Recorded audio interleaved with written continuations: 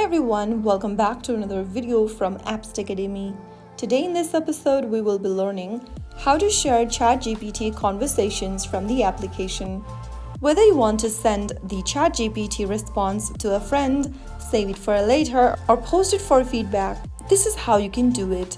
First of all, launch the ChatGPT app open on your device and then make sure that you're logged into your account as well.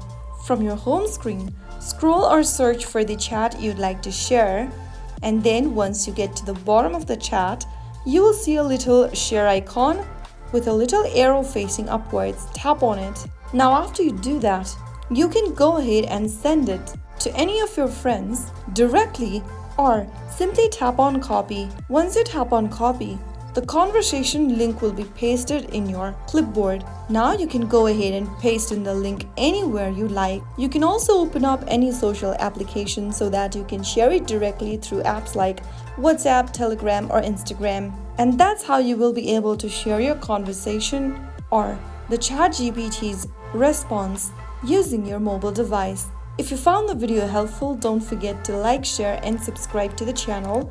I will be back again in the next episode. Thank you for watching.